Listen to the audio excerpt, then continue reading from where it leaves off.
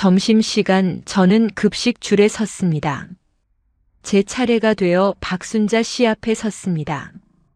그녀가 국을 떠서 제 식판에 담았습니다. 하지만 국물만 가득하고 건더기는 거의 없었습니다. 다른 선생님들은 건더기를 많이 받았는데 저만 달랐습니다. 사흘째 같은 일이 반복되자 저는 용기를 냈습니다. 저기 건더기를 좀 더 주실 수 있을까요? 박순자 씨가 날카로운 눈빛으로 저를 쳐다보았습니다. 건더기요?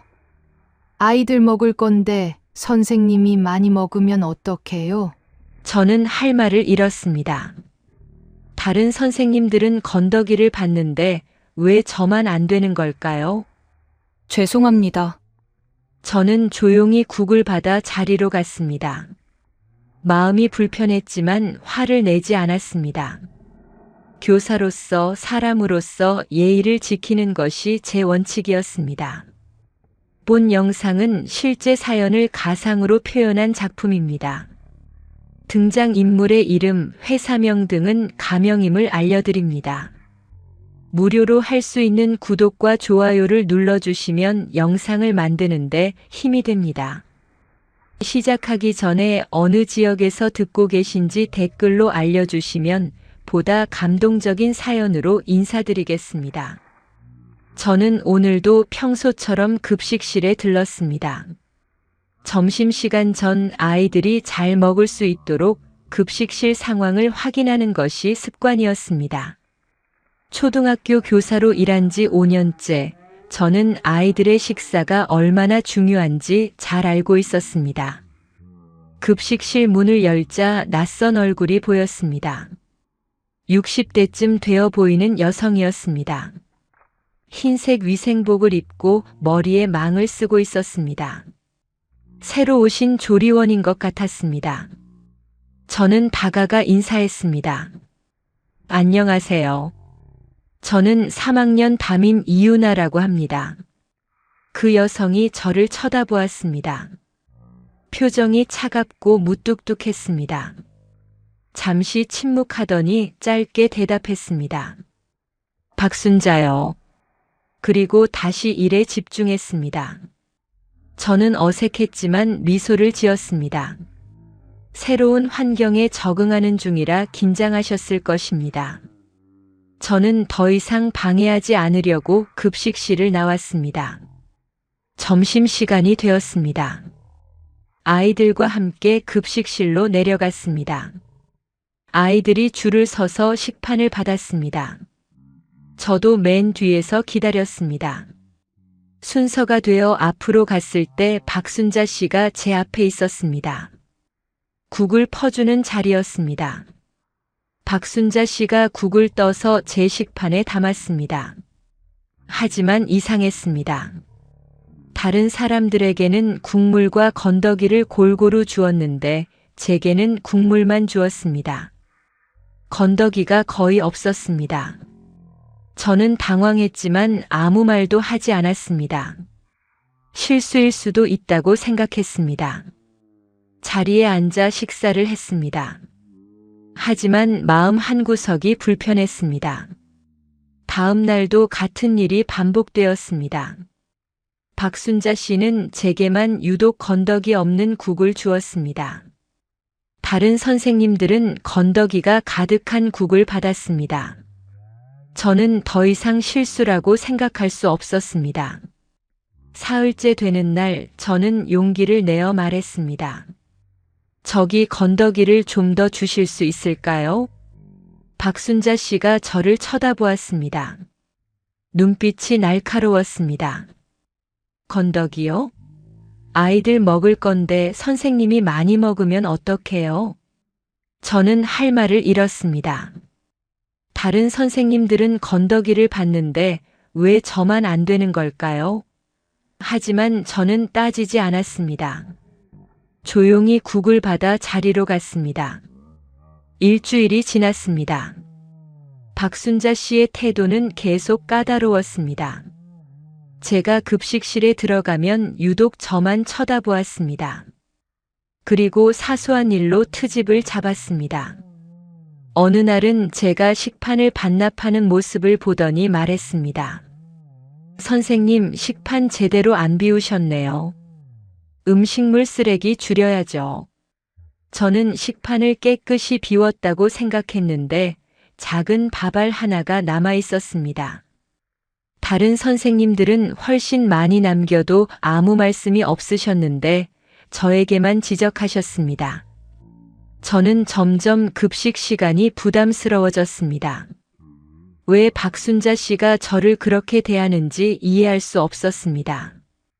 처음 만난 사이인데 제가 잘못한 것이 있을까요?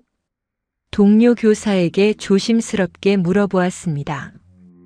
혹시 새로 오신 조리원분, 다른 선생님들한테도 까다로우세요? 동료가 고개를 저었습니다. 아니요. 저한테는 친절하시던데요. 왜요? 저는 아무것도 아니라고 얼버무렸습니다. 이상했습니다. 왜 저에게만 그러실까요? 한편 저는 결혼 준비로 바쁜 시기였습니다. 약혼자 민준과는 6개월 전에 약혼했습니다. 민준은 대기업 후계자였습니다. 저는 평범한 교사였지만 민준은 저를 사랑한다고 했습니다. 하지만 시댁에 대한 걱정이 컸습니다. 친구들이 말했습니다. 재벌 시댁은 며느리를 까다롭게 본대. 저는 불안했습니다. 아직 시어머니를 제대로 뵙지 못했습니다. 바쁘시다는 이유로 계속 만남이 미뤄졌습니다. 그날 저녁 민준과 전화 통화를 했습니다. 저는 시어머니에 대해 물었습니다. 어머니는 언제쯤 뵐 수 있을까? 민준이 미안하다는 듯 대답했습니다. 미안, 엄마가 요즘 일이 많으셔서. 조금만 기다려줘. 저는 알겠다고 했습니다. 하지만 속으로는 계속 불안했습니다. 시어머니는 어떤 분일까? 저를 마음에 들어 하실까? 다음 날 아침 저는 평소보다 일찍 학교에 도착했습니다. 급식실을 지나가는데 박순자 씨가 혼자 준비 작업을 하고 있었습니다. 저는 인사하려고 다가갔습니다. 안녕하세요. 박순자 씨가 저를 보았습니다. 그리고 갑자기 물었습니다. 선생님 결혼 준비 중이시죠? 저는 놀랐습니다. 어떻게 아셨을까? 네, 어떻게 아셨어요? 박순자 씨가 무표정하게 대답했습니다. 손가락에 반지 보이더라고요. 저는 약혼 반지를 내려다보았습니다. 박순자 씨가 계속 말했습니다. 신랑 집안은 어떤가요? 저는 어색하게 웃으며 대답했습니다. 좋은 분들이세요. 박순자 씨가 다시 물었습니다. 시어머니는 만나봤어요? 저는 고개를 저었습니다. 아직 제대로 뵙지 못했어요. 박순자 씨가 의미심장하게 웃었습니다. 그리고 돌아서서 일을 계속했습니다. 저는 이상한 기분이 들었습니다. 왜 그런 질문을 하셨을까? 그리고 저 마지막 웃음은 무슨 의미였을까? 저는 불안한 마음으로 교실로 향했습니다. 2주가 지났습니다. 박순자 씨의 까다로운 태도는 계속되었습니다. 하지만 저는 참았습니다. 교사로서 모든 사람을 존중하는 것이 제 원칙이었습니다. 직업이나 지위로 사람을 판단하지 않으려 노력했습니다. 어느 금요일 오후였습니다. 수업이 일찍 끝나 저는 급식실 근처를 지나가고 있었습니다. 그때 박순자 씨의 목소리가 들렸습니다. 전화 통화 중이었습니다. 저는 의도치 않게 그 대화를 듣게 되었습니다. 네, 회장님. 보고 드릴 게 있습니다. 저는 멈춰 섰습니다. 회장님? 급식 조리원이 왜 회장에게 보고를 할까요? 박순자 씨가 계속 말했습니다. 며느리 후보는 아직 판단이 서지 않습니다. 좀 더 지켜봐야 할 것 같습니다. 며느리 후보. 저는 숨이 막혔습니다. 설마 저를 말하는 건가요? 박순자 씨가 더 말했습니다. 네, 태도는 나쁘지 않습니다. 하지만 확실히 확인하고 싶습니다. 전화가 끊어졌습니다. 저는 급히 그 자리를 떠났습니다. 심장이 빠르게 뛰었습니다.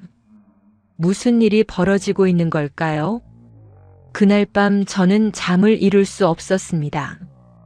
박순자 씨의 통화 내용이 계속 머릿속을 맴돌았습니다. 회장, 며느리 후보, 태도 확인. 모든 것이 이상했습니다. 월요일 아침 저는 일찍 학교에 갔습니다. 박순자 씨와 제대로 대화를 나눠야겠다고 생각했습니다. 급식실로 내려갔습니다. 박순자 씨가 혼자 야채를 다듬고 있었습니다. 순자 씨, 잠깐 여쭤볼 게 있어요. 박순자 씨가 저를 보았습니다. 저는 용기를 내어 물었습니다. 혹시 저를 왜 이렇게 대하시는 건가요? 제가 잘못한 게 있나요? 박순자 씨가 칼을 내려놓았습니다. 저를 똑바로 보았습니다. 잠시 침묵이 흘렀습니다. 그리고 그녀가 입을 열었습니다. 궁금했어요? 저는 고개를 끄덕였습니다. 박순자 씨가 위생복을 벗기 시작했습니다. 그 아래에는 고급스러운 블라우스가 있었습니다. 그녀가 머리망도 벗었습니다. 단정하게 손질된 머리가 드러났습니다. 지난주 금요일 제 전화 통화 들었죠? 저는 당황했습니다. 들킨 것이었습니다. 고개를 끄덕일 수밖에 없었습니다. 박순자 씨가 아니 그 여성이 차분하게 말했습니다. 제 이름은 박순자가 아닙니다. 최순임입니다. 저는 그 이름을 들어본 적이 있었습니다. 민준이 말했던 어머니 이름. 설마 저는 입을 다물지 못했습니다. 저는 내 시어머니가 될 사람입니다. 순간 모든 것이 이해되었습니다. 까다로운 태도, 계속된 시험, 전화 통화. 모든 것이 저를 평가하기 위한 것이었습니다. 저는 충격에 빠졌습니다. 어떻게 왜? 순임 씨가 의자에 앉았습니다. 저에게도 앉으라고 손짓했습니다. 저는 떨리는 다리로 의자에 앉았습니다. 며느리를 제대로 알고 싶었어요. 겉모습이 아니라 진짜 모습을요. 순임 씨가 설명했습니다. 그녀는 이전에 아들의 여자친구를 만난 적이 있었습니다. 처음에는 완벽해 보였지만 나중에 본성이 드러났다고 합니다. 그래서 이번에는 다르게 접근하기로 했다고 합니다. 급식 조리원으로 위장 취업했습니다. 당신이 사람을 어떻게 대하는지 보려고요. 저는 믿을 수 없었습니다. 대기업 회장 사모님이 급식실에서 일하다니. 순임 씨가 계속 말했습니다. 지위가 낮아 보이는 사람을 어떻게 대하는지 보고 싶었어요. 그게 진짜 인성이니까요. 저는 할 말을 잃었습니다. 지난 2주 동안의 일들이 모두 시험이었다니. 저는 화가 나기도 하고 황당하기도 했습니다. 하지만 동시에 이해도 되었습니다. 며느리를 제대로 알고 싶은 마음. 그래서 제가 합격인가요? 저는 조심스럽게 물었습니다. 순임 씨가 미소 지었습니다. 처음으로 따뜻한 표정이었습니다. 아직 결정하지 않았어요. 좀 더 지켜보려고요. 저는 한숨을 쉬었습니다. 순임 씨가 일어서며 말했습니다. 하지만 한 가지는 인정해요. 당신은 태도를 바꾸지 않았어요. 제가 까다롭게 굴어도 예의를 잃지 않았죠. 저는 고개를 숙였습니다. 순임 씨가 계속 말했습니다. 계속 평소처럼 행동하세요. 저도 계속 박순자로 있을 겁니다. 저는 어리둥절했습니다. 계속 연기를 하라는 말인가요? 수님 씨가 설명했습니다. 다른 사람들도 봐야 해요. 당신만이 아니라 주변 사람들도. 저는 무슨 뜻인지 완전히 이해하지 못했습니다. 하지만 고개를 끄덕였습니다. 수님 씨가 다시 위생복을 입었습니다. 머리망도 썼습니다. 순식간에 다시 박순자 조리원이 되었습니다. 이 대화는 비밀입니다. 민준에게도 말하지 마세요. 저는 알겠다고 했습니다. 수님 씨가 마지막으로 말했습니다. 그리고 유나 씨, 태도 바꾸지 마세요. 제가 조리원이든 사모님이든 똑같이 대하세요. 저는 고개를 끄덕였습니다. 수님 씨가 다시 야채를 다듬기 시작했습니다. 저는 급식실을 나왔습니다. 복도를 걸으며 생각했습니다. 이게 진짜 시험의 시작이구나. 저는 결심했습니다. 태도를 바꾸지 않겠다고. 수님 씨가 조리원이든 사모님이든 저는 제 방식대로 대하겠습니다. 존중과 예의를 가지고. 그것이 교사로서, 사람으로서 제 원칙이었습니다. 점심시간이 되었습니다. 저는 평소처럼 급식실로 갔습니다. 박순자, 아니 수님 씨가 국을 퍼주고 있었습니다. 저는 줄을 섰습니다. 제 차례가 되었습니다. 수님 씨가 저를 보았습니다. 이번에는 건더기를 가득 담아주었습니다. 저는 미소 지으며 말했습니다. 감사합니다. 수님 씨도 작게 미소 지었습니다. 아무도 모르는 미소였습니다. 저는 자리로 갔습니다. 진짜 시험이 이제 시작되는 것 같았습니다. 일주일이 지났습니다. 저는 평소처럼 생활했습니다. 수님 씨가 사모님이라는 것을 알았지만 태도를 바꾸지 않았습니다. 여전히 급식실에 들러 인사했고 예의를 지켰습니다. 하지만 이상한 일들이 눈에 띄기 시작했습니다. 수님 씨가 유독 학교 관계자들 근처에 자주 나타났습니다. 교장실 앞 복도를 청소하거나 교무실 근처에서 일했습니다. 저는 그녀가 무언가를 관찰하고 있다는 것을 알았습니다. 어느 날 점심시간 교감 최영호 선생님이 급식실에 왔습니다. 평소에는 오시지 않는 분이었습니다. 그날따라 급식실 운영을 점검하러 오신 것 같았습니다. 수님 씨가 국을 퍼주고 있었습니다. 교감 선생님이 줄을 서지 않고 바로 앞으로 갔습니다. 수님 씨 앞에 섰습니다. 국 좀 주시오. 말투가 명령조였습니다. 수님 씨가 국을 떠서 주었습니다. 교감 선생님이 식판을 보더니 불만스러운 표정을 지었습니다. 이게 뭐요? 건더기가 이것밖에 없어.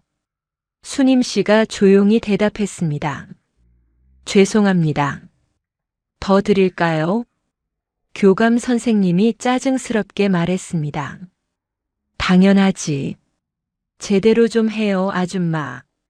저는 그 모습을 보며 불편했습니다. 너무 무례한 태도였습니다. 수님 씨는 아무 말 없이 건더기를 더 담아주었습니다. 교감 선생님은 고맙다는 말도 없이 가버렸습니다. 며칠 후 또 다른 일이 있었습니다.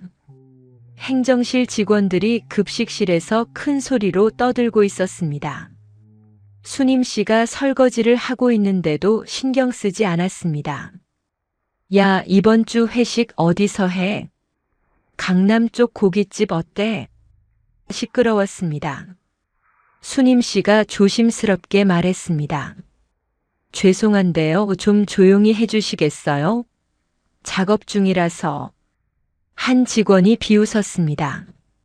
아줌마, 우리가 선생님들인데 왜 우리가 조용히 해야 돼? 다른 직원도 거들었습니다. 급식실 아줌마 주제에 참견이야? 저는 그 장면을 보고 참을 수 없었습니다. 급식실로 들어갔습니다. 선생님들, 여긴 작업 공간이에요. 조용히 해주세요. 직원들이 저를 보더니 어색하게 웃으며 나갔습니다. 수님 씨가 저를 보았습니다. 감사하다는 표정이었습니다. 저는 미소 지으며 고개를 끄덕였습니다. 주말에 민준과 만났습니다. 우리는 결혼 준비 이야기를 나누었습니다. 민준이 급식실 이야기를 꺼냈습니다. 회사 선배가 그러는데 학교 급식실 조리원들 정말 힘들대. 선생님들이 무시하기도 하고.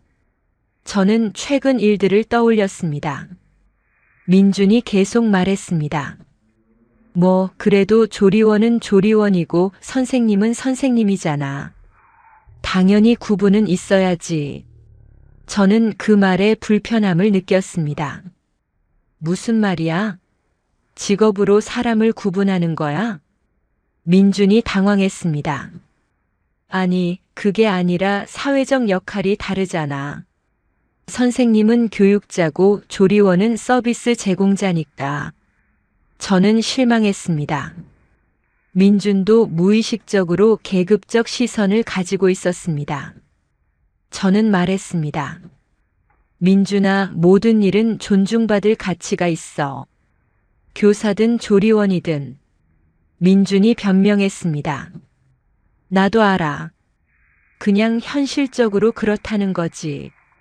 저는 더 이상 말하지 않았습니다. 하지만 마음이 무거웠습니다.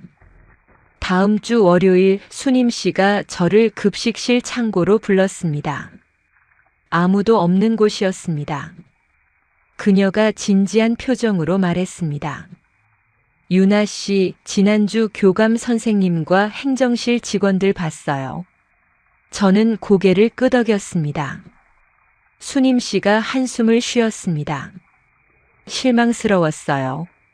사람들이 직업으로 사람을 판단하더군요. 저는 조용히 들었습니다. 수님 씨가 계속 말했습니다.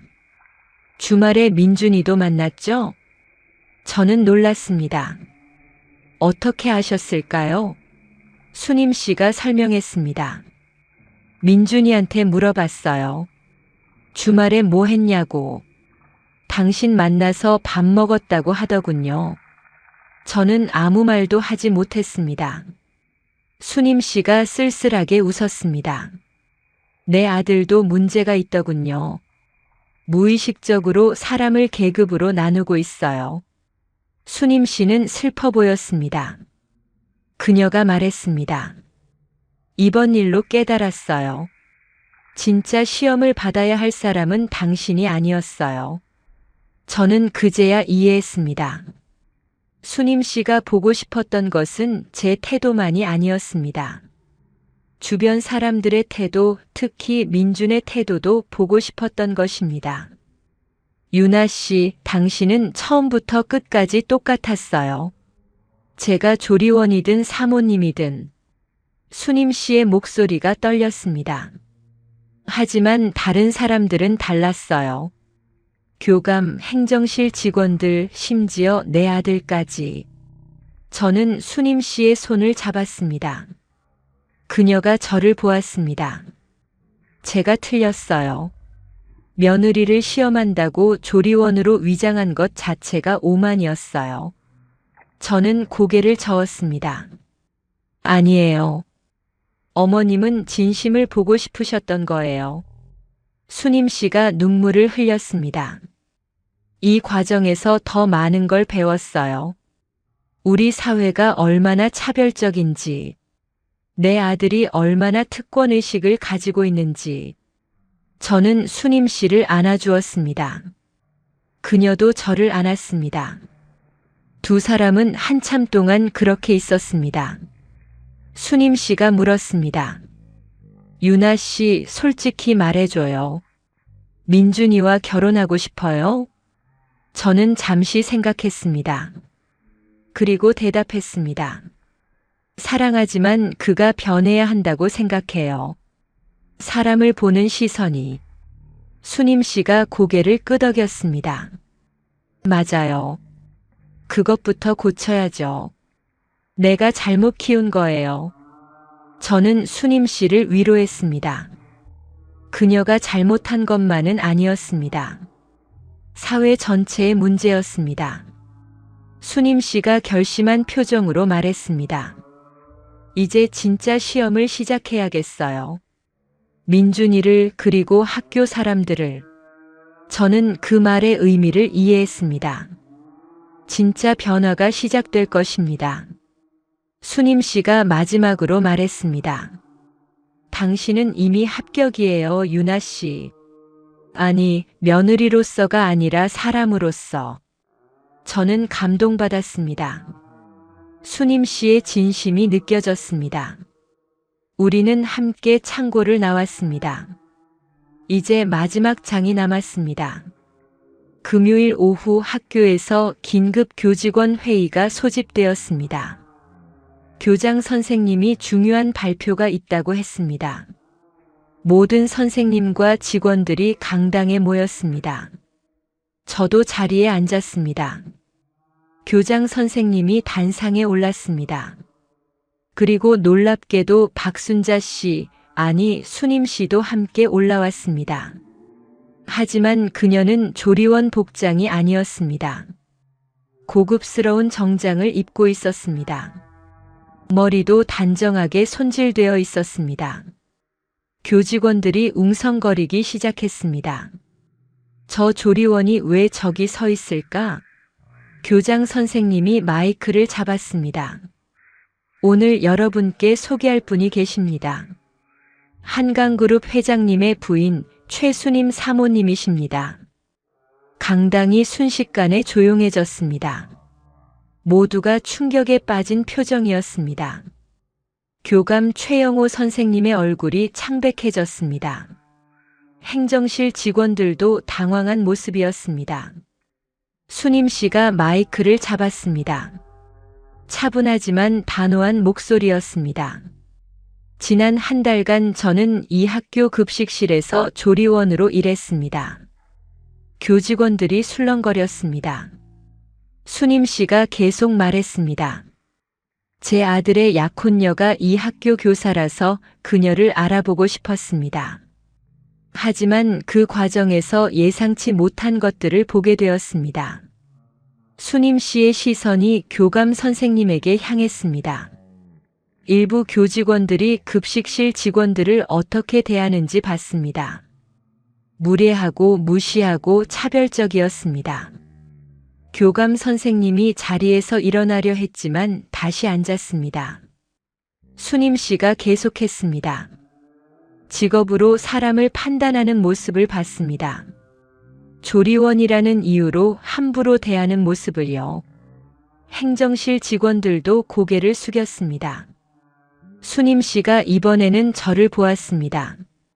하지만 한 사람은 달랐습니다. 이유나 선생님입니다. 모든 시선이 저에게 쏠렸습니다. 저는 당황했습니다. 수님 씨가 말했습니다.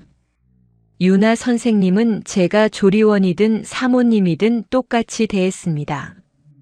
존중과 예의를 잃지 않았습니다. 수님 씨가 단상에서 내려와 제 앞으로 왔습니다. 저는 일어섰습니다. 수님 씨가 제 손을 잡았습니다. 유나 씨 며느리로 시험하려 했던 제가 오만했습니다. 오히려 제가 그리고 우리 모두가 시험에 떨어진 겁니다. 저는 눈물이 났습니다. 수님 씨가 계속 말했습니다. 이 아이는 검증할 필요가 없었습니다. 처음부터 진짜였으니까요. 강당의 박수 소리가 울려 퍼졌습니다. 수님 씨가 다시 마이크를 잡았습니다. 저는 이번 일로 많은 것을 배웠습니다. 우리 사회가 얼마나 차별적인지, 제가 얼마나 특권의식에 젖어 있었는지. 그때 강당 문이 열렸습니다. 민준이 들어왔습니다. 놀란 표정이었습니다. 수님 씨가 아들을 보았습니다. 민준아, 너도 와봐. 민준이 단상으로 올라갔습니다. 수님 씨가 아들에게 말했습니다. 너도 반성해야 해. 사람을 직업으로 구분하는 내 시선을. 민준이 당황했습니다. 저를 보았습니다. 저는 조용히 고개를 끄덕였습니다.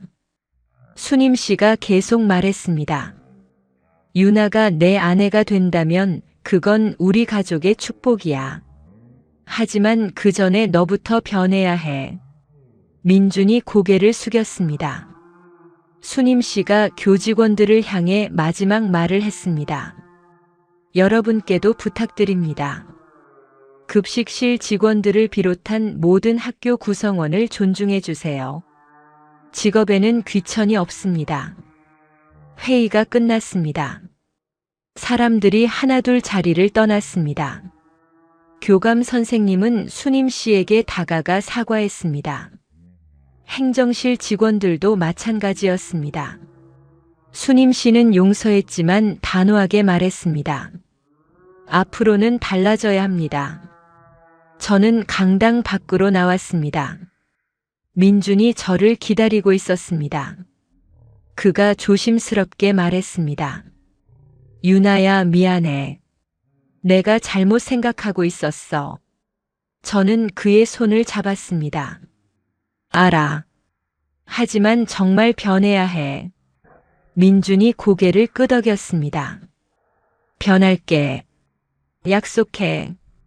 수님 씨가 우리에게 다가왔습니다. 세 사람은 함께 학교를 나왔습니다. 차에 올라타며 수님 씨가 말했습니다. 유나야, 이제부터 어머니라고 불러도 돼. 저는 미소 지으며 대답했습니다. 네, 어머니. 수님 씨가 제 손을 꼭 잡았습니다. 미안했어. 그리고 고마워. 내가 우리 가족에게 정말 중요한 걸 가르쳐 줬어. 저는 고개를 저었습니다. 아니에요. 저도 배웠어요. 진심은 어떤 시험보다 강하다는 걸. 2달 후 저와 민주는 결혼했습니다. 조촐하지만 따뜻한 결혼식이었습니다. 급식실 동료 조리원들도 초대했습니다. 수님 씨가 직접 그들에게 인사했습니다. 그동안 함께 일해서 영광이었습니다. 조리원들은 감동했습니다. 수님 씨의 진심이 느껴졌기 때문입니다. 결혼식 후 수님 씨는 사회 활동을 시작했습니다. 급식 조리원들의 처우 개선을 위한 재단을 만들었습니다. 그들의 목소리를 듣고 권리를 보호하려 노력했습니다. 민준도 변했습니다. 회사에서 직원들을 대하는 태도가 달라졌습니다.